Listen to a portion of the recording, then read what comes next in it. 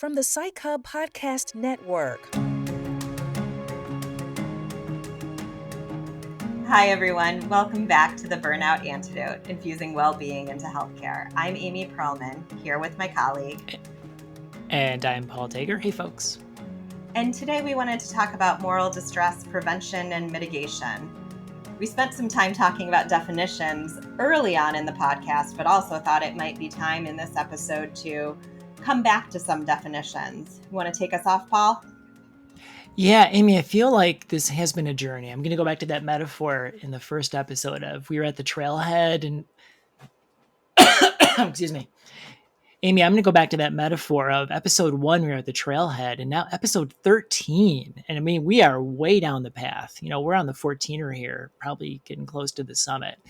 And I feel like I can really need to revisit this definition of moral distress because I think I have a different perspective now, closer to the top of the mountain.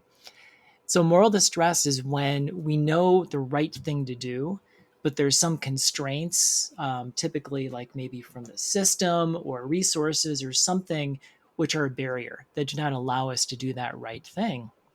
And it creates this tension, this anxiety experience around I'm prevented from doing what I know I need to be doing. And if you think about these oaths we take as healthcare professionals, there's a seriousness when we can't do what we think is important. As this continues, it can lead to moral injury where you think over and over again, I can't do it is the right thing to do. So what's the point or why bother? Almost a cynicism that there's this erosion of my moral framework, not because I'm a bad person or not capable. It's just this chipping away constantly. And it has, when I've looked in the research around moral distress, it does have a trauma-like experience to it. This is traumatic to be able to be continually not do what I feel I need to do. There's been some comparisons between some comparisons in the research between post 9/11 combat veterans and healthcare workers having similar rates of moral distress, which I don't know if we put things in those terms. And the biggest indicator is emotional exhaustion that I've tipped over into moral distress. And I think you touched on this, Paul, but as we think through this trauma component and moral distress, we just want to remind everyone that this is not an individual issue. Yeah. It's a systems level approach, but we certainly feel it in our hearts and in our bodies as if it were an individual issue. I think in some ways, this topic of burnout's gone through 3 phases. Phase 1 was recognizing that burnout is real. And the initial response was, well, go take care of yourself. Get the smoothie, go for a walk. You'll be fine. And then we got a little wiser and we recognized that, no, this is due to systemic issues, but the solutions, how many times in LinkedIn, it's like, here's all the list of burnout stuff. And we know it's due to the system, but go get your smoothie, go for your walk was phase 2, the system's recognition. I feel like phase 3 is moral distress and really recognizing the system's impact here. And then we've got to go for system solutions. So I feel we're doing justice, I think, to this we really need to get conversation to be at phase 3 here. That sounds like a great way for us to lead into hearing a story from another one of our colleagues. Yeah, let's take a listen.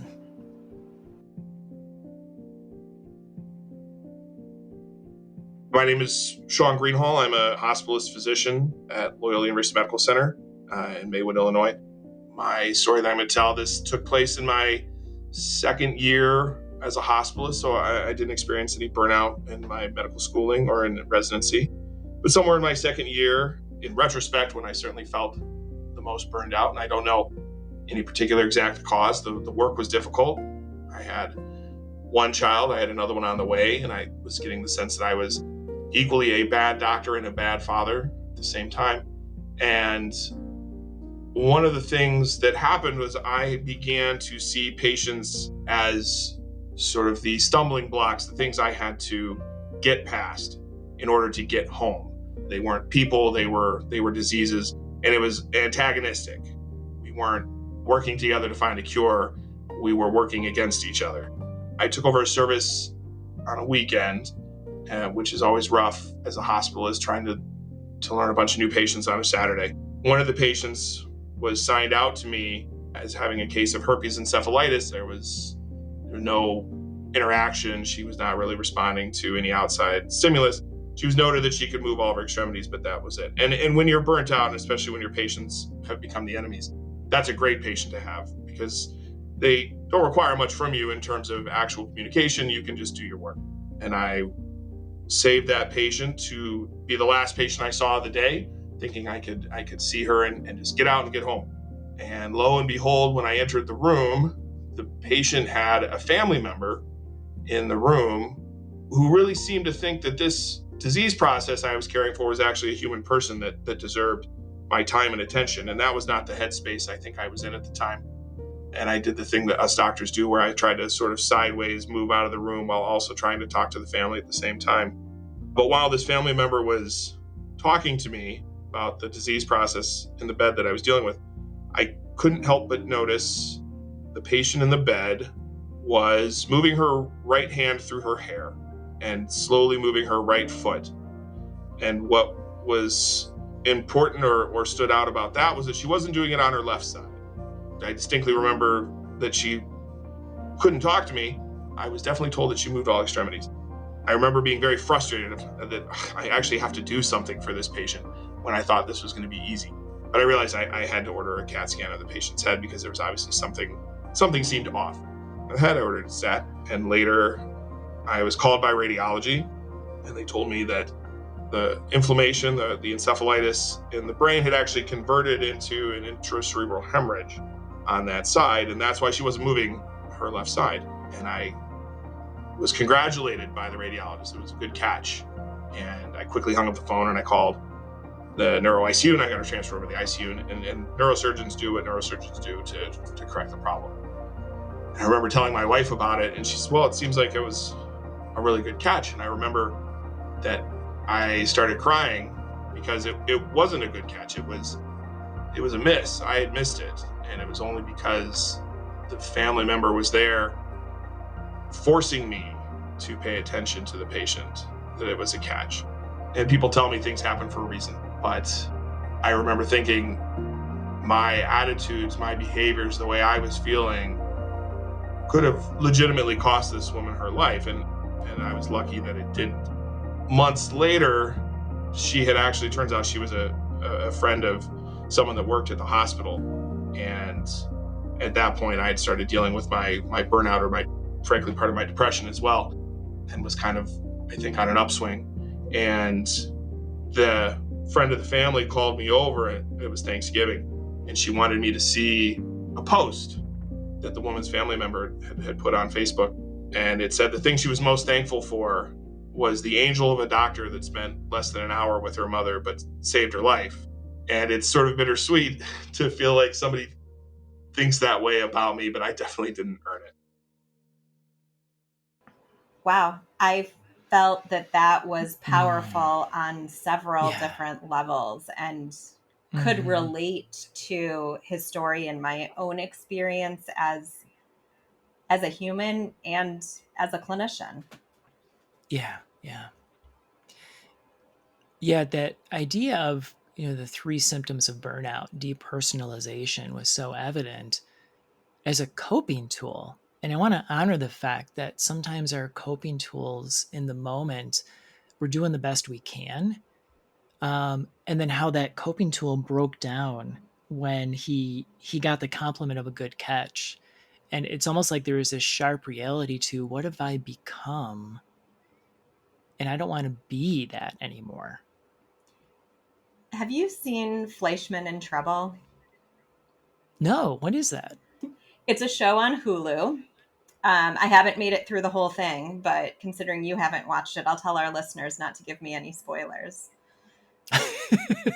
But okay. I am pretty close to the end. And in one of the episodes, Fleischman is, in all the episodes, Fleischman is a doctor. But in one of the episodes, he has an experience with a patient where he just snaps, actually at a patient's family member. And then there is Mm-hmm. this realization that the ability to snap is inside him, that this Yeah. ability to, I don't know if it's let his emotions get to the best of him, or to step outside of that, outside of that white coat and into his human being self.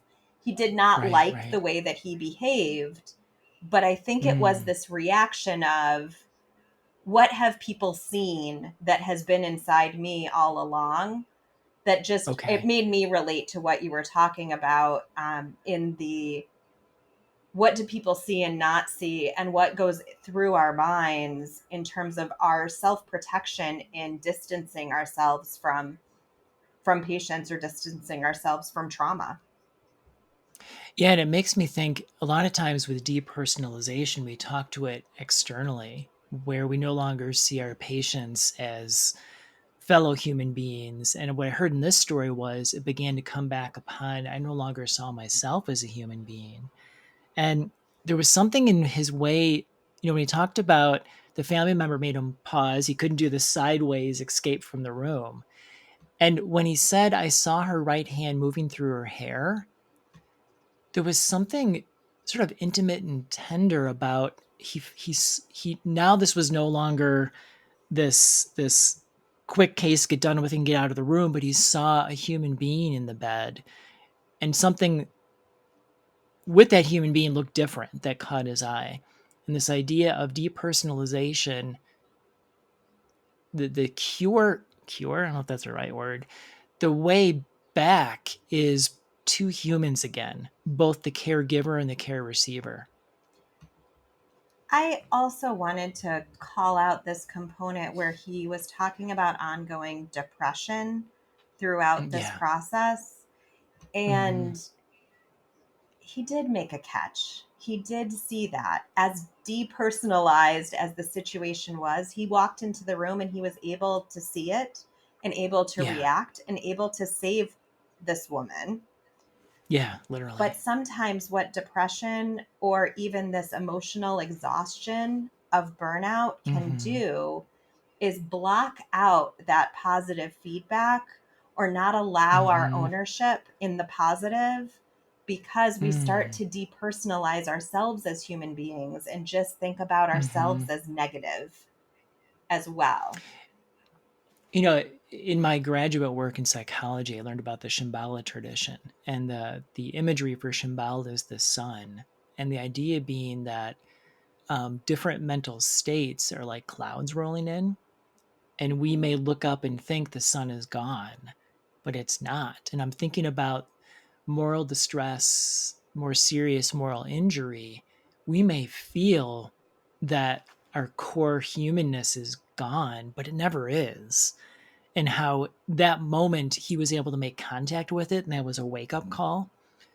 Uh, if you begin to doubt and question and have the symptoms of burnout, you are not beyond recovery. I just want to put that message of hope out there. Your humanness is still in there, and that there's hope for you. I think is my key message I want to include in today. You're going to be okay. We've got this. We're in this together. I appreciate that, and also think of this in terms of a child development lens, where Oh you yeah. think about young children, or like dropping your child off at daycare, where they don't know if you're coming back at the end of the day, because they don't have that Mm. object constancy. I started to Yeah. think Yeah. about that in terms of the, maybe the weather or the sun constancy as well. So just trying Hmm. to figure out what's the story that we tell ourselves to help make meaning of this. I like the child development lens because it reminds me that this is a development. This is a skill to learn in terms of kindness to ourselves, common Right. humanity, um,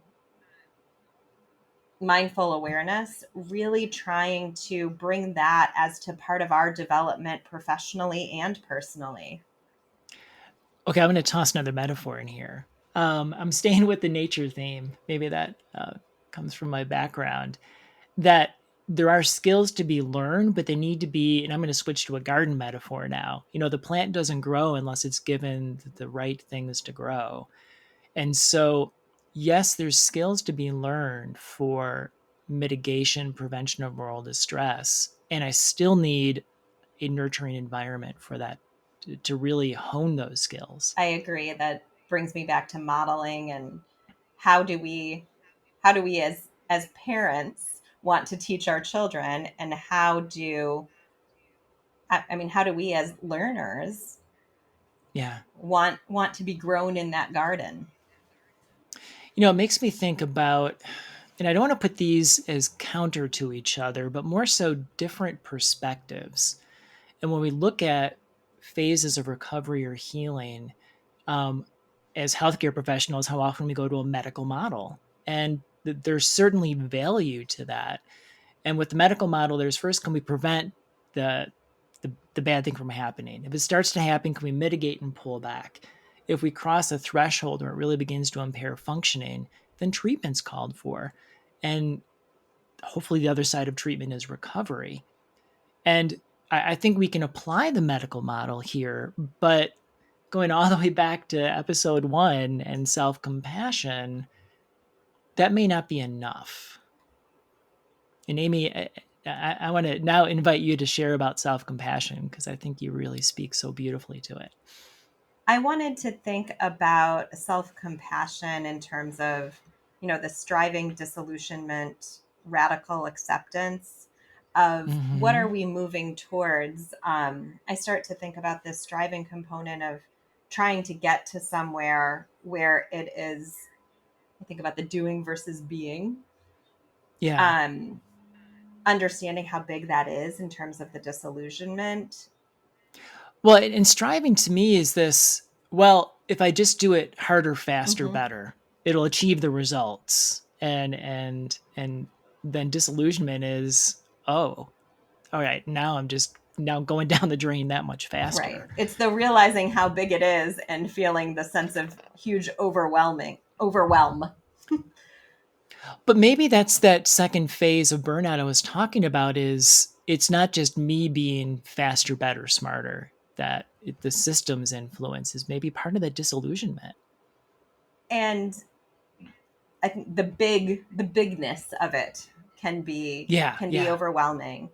And then radical acceptance in terms of understanding that reality of practicing. I guess it was almost when we started out on that journey in our first episode where we were given permission to be imperfect. I remember that, yeah. And understanding there is a permission to be imperfect for us and the system, and that is not an excuse to not keep working through it. Yeah, now I do feel from my years of teaching mindfulness, sometimes people get a little stuck on acceptance. There's pushback, that there's a sense of, I have to like the situation, or I'm submitting to the situation. Another word here is allowing, that there's an allowing my experience of it, and the sense of what is my sphere of influence and control. So acceptance doesn't mean that you sort of surrender, given, picture like a dog, kind of laying on their back, exposing their belly.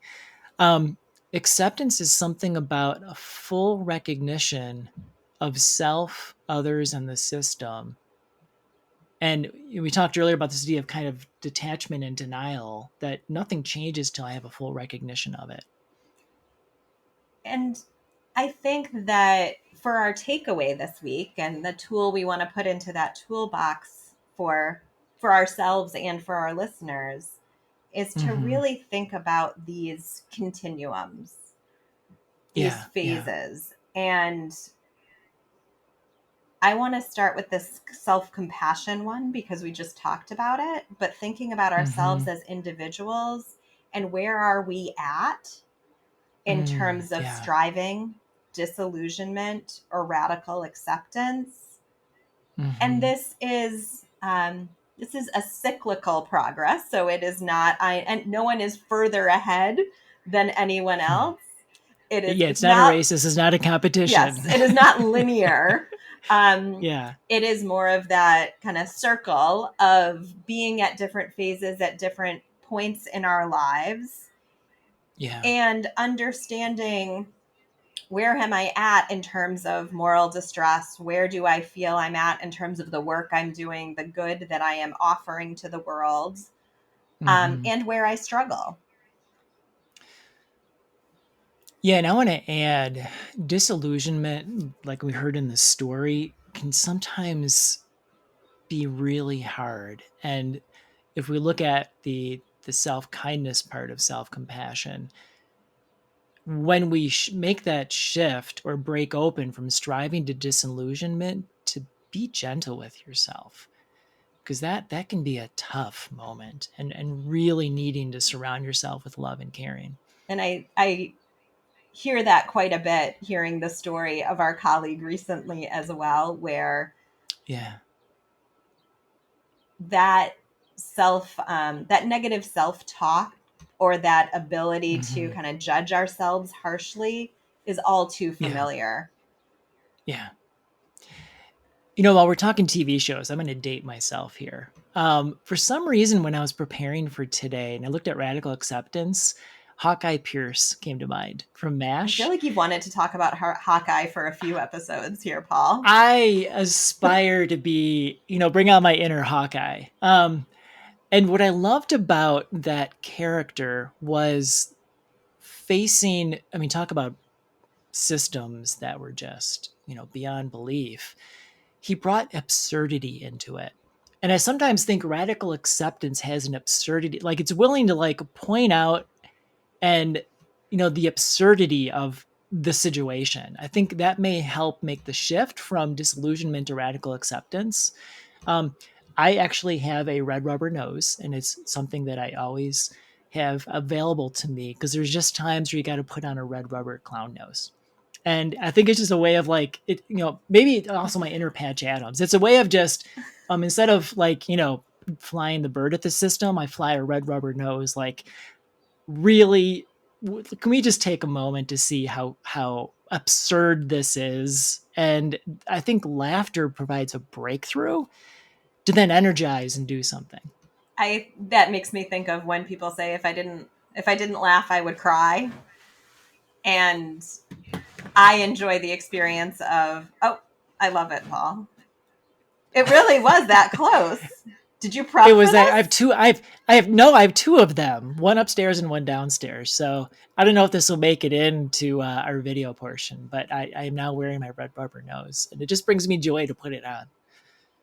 It brings me joy to see you put that on, Paul. I love it. uh, I'm speechless. I'm not sure. I suddenly found myself without words. I don't know where to go now. I can bring us back to the second part of the Thank you. activity, which is looking at those phases from the medical model and seeing that as possibly where your workplace is at. And I'm having such a hard time concentrating on this with your red nose on. Okay, I think I've made my point. I like it. I like it. I'm going to go back for a minute and say we can also look at the phases of the medical model and Okay. take a look at those in terms of the workplace. Thinking about, and maybe I'm going to go back to using, well, I'll go to moral distress, but in terms of Okay. prevention, mitigation, treatment, or recovery, and recovery, because we go through all of those stages, where is your Right. workplace focused? I like that. Are the Yeah. resources reactive, proactive, or somewhere in Okay. between? How Mm-hmm. active is the treatment, the infusion into the culture of how Mm-hmm. how the system is Mm-hmm. working on moral distress? I like that, and recognize that all phases need to be addressed, but systems may be in a different place. So where are we at now? What do we need to build out? I agree. And I think this could also be a cyclical approach as well, True. as Yeah. moral distress is not acute, happens over. We could think about this in education systems of what does this come up with residency programs or learning, and then also what does this come across in terms of administrative functions or supervision. And I started to think about how these two kind of exercises match, of where am I at in terms of self-compassion with where is my workplace at in terms of a response to moral distress, and where could we kind of push or challenge each other to have more of a it takes a village approach where there's this tracking on both fronts, and how do they support each other, and where does it feel like it's a good match? Because I think it's that feeling of support, feeling that there is space to be human. And some of that is what we give ourselves permission to do, and some of those that is the culture at a workplace of what's okay to do. You know what I really like about this? Early on, we talked about this idea with moral distress. There's the individual and there's the collective. And that's exactly what you just laid out. That my individual journey is striving, disillusionment, radical acceptance.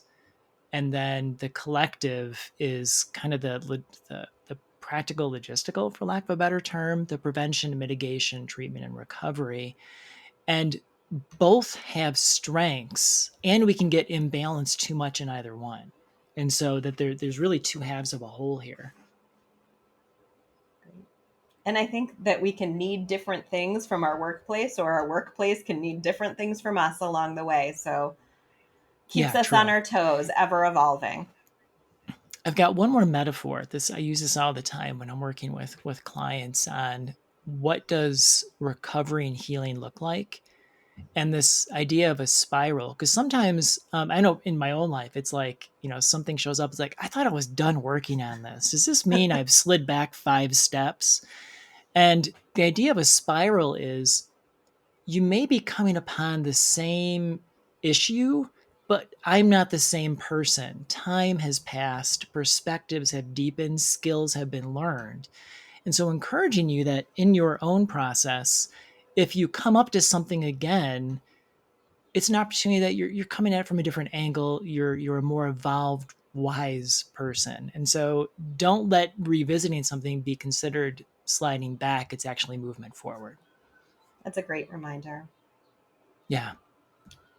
Oof. Wow. I think we've covered so much ground here, including a red rubber clown nose. I don't know if there's anything left to bring in. Yeah, once you hit the red rubber clown nose, how do we top that?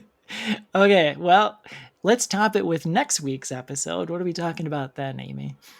Impact and boundaries in telehealth. So I think this is bringing this into the current age of how healthcare is delivered and helping us to talk through what that means and what it feels like from a clinician side.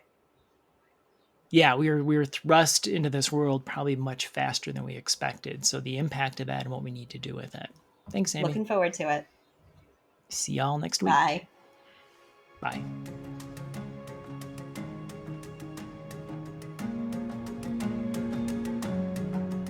If you'd like to reach us, you can do so at podcast@psychhub.com. To be notified of new episodes, don't forget to like, subscribe, or follow wherever you're listening. And reviews are so helpful, so please do leave one if you can. It allows others to find us and to join along. The Burnout Antidote is executive produced and edited by Jacob Morrison. Research is assisted by Tekla Ross. Show artwork was created by Ornella Jangoli and Ashton Smith. A very special thanks to Juliana Castro, Alyssa Fackler, Trevin Stiegel, Andrea Womack, and of course, our pet, Pickles. The Burnout Antidote is a co-production from Psych Hub and is brought to you by Janssen Neuroscience.